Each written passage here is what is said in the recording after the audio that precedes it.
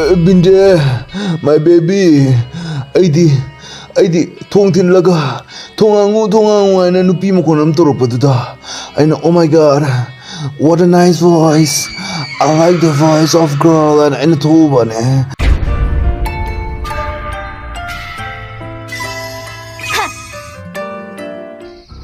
Yumsibu Mika Lepi bro. Yumsibu. Hello? Kana lebege? Anybody come here? Anybody happen here? Any footage here? Merry Christmas, welcome to our home. Wahang yam hangada bale, question yam lay. Kana no torisina. Karino dress matasika. Kana no ne hey. Kana no karino di hangbida no. I success Hazabra brother the Hibiro. I say Hazaram Gadra Tragatiram Gadra. Adumna helmet ama uppabanina ay kamain khangduino phajabra thibra haipase ado ibema wama di hayogi he phajaba thibati khande ko na je mudi ya mui ko aduga angang bu selakano mi yam nai hai tare ko kuak no morok lei chinba dona yam thiba hai tare musin mu binangna kuli nupi haiba I get dressing style suna na look na ba Yang I last time no the chance mapiki ko I say Pazaram Gata Tiram Gadra? Yes or no? The answer below. Nangdo Timu Maline Biba Timu Maline.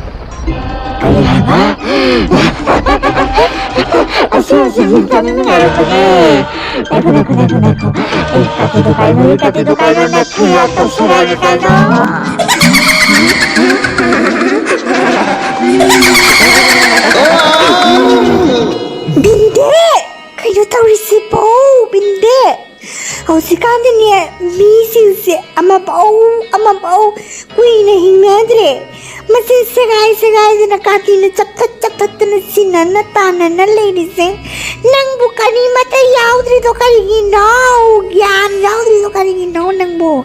Karigito kay no? Ito lagi. Iba na makasagay sinarek, handro.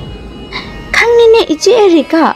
Aisu khangine atu ichi aina tabadadi nupa ngaktani haina tae nupidi amta yaude haina tae aduna ai yumdagi tholakpani akhoi tamodudine solon jalaga thamame tholakpe yade haina iwa leitragadi egi punsi to kaya hadi ikangangba punsi orani na ko aduna ne marek mahau yaudraba athum ahau yaudraba punsi de hingde he kaino ru khrabi punsi kaido hingjaningde aduna ne solon jalame ichi Erika gi dilon jalamabo Karino na ngani sa karigino naman dus may ngani base lukrabi po sila ni karigino na ngani base langi sa ingon na pale ngasay yan nakada ay napado maya sa kaya na tayo sila naman ba ne ado na ay lukrabi o ikrabi ne ingon na pale ay ba ay nupa hunting to balak pa ne hausi ay nupa finding to ri hausi ay so na zingi ba ne nupa yak rahay na amatang pangagadi ay solo na bahay na.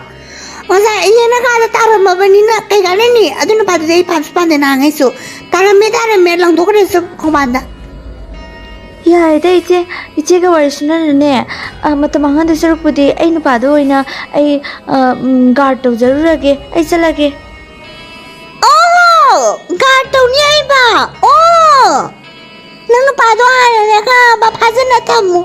Nang napado minupi na nakaranturan to bagi pawyam tabi niya na maduwa na makiya sila ibrasukan din salo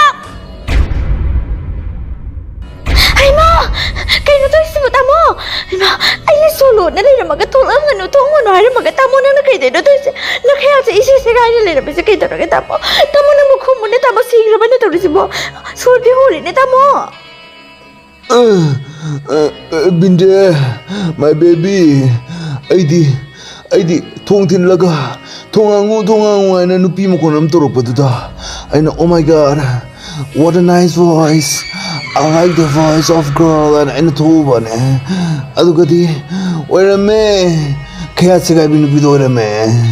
KHAYAT HINGCHABI tokli have a door me. Giso KHAYAT me eduga ina, but I'm Zana imus in Salobogi parimine. Baby, I'm sorry. I cheated on you, but you cheated on me, not cheated on me.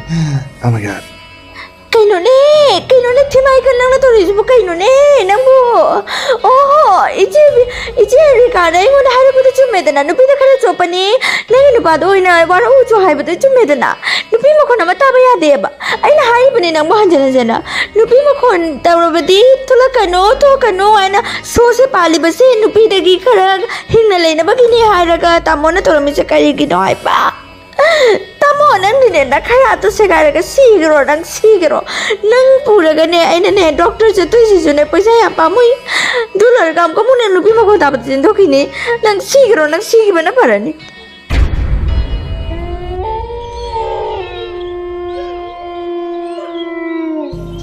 Oja mai ba bukari tamna lei jiki na mi to isalaga mai ba ma oi ba ke khunsiga akana thami ba se chana na tapi jana pithangna thami ba se kari gino khunsiga wa na taraga laitin phata bala aga tanna ba ki damakta natro aduga oja mai ba na to minna lami to isalaga lei sali ba se kari gino khunsida lupa ma te letre iwa sigira so to ba iwa thiga da ba su leitre loina sire lupa pa na makari na to ri ba se Hey, I leriside. I Krishna sana legani noigi marakta nupi mayam singi marakta ai lerisidi oza mai badi kanam tana sopa ngamba nate nupa apuna mag sigiloraga aina Krishna sana lehogani mayam na omjalaga gopi mayam na Asika mo hai wata season era kano hari mi osa mai taning da na lawyer bani so idiot you are Alo, wama haike. Hauji kuti sake ona na makya SEGAIBI katina sa KHAYAT hari bese. Kanano? Who is she? How dare her? How dare she killing some man and not female, only man? Why? What is the story of her? Hello. Pare, noi mi am la abani na iwari sili sang sit na lirage.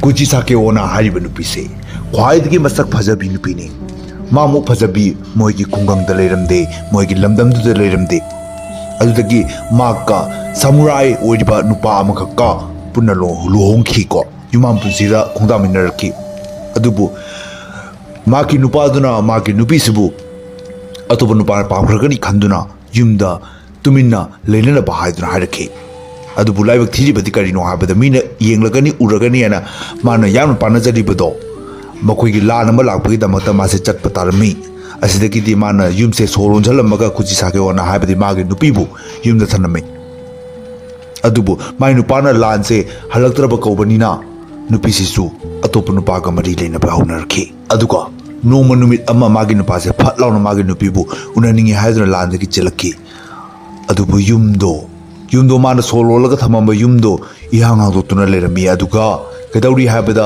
atopa nupa amaga punna imung manungda leramba duda masauman ki duna kati ama pairaga magi khayatu bu chapthatke adugi numitudagi kuchi sake ona haina mi kuding lapu kudingi ai phajabra na hangaga mi duki khayatu bu chapthatli phajei hairugadi maki marks to lothoga yenghali aduga mina kiruragadi magi khayatu chathalli aduba thi hairugadi direct hek chathalli asini tawri base asmaina hatli ma adu hojik so mahak mathi phongle Noina egi wari shinari basa karigina Langna complain to balai bamido Aduni na egi uloiba Egi husband Mani nega na hadogida Ay na mapuli na thanada Namuli na thanada Kanamuli na tharay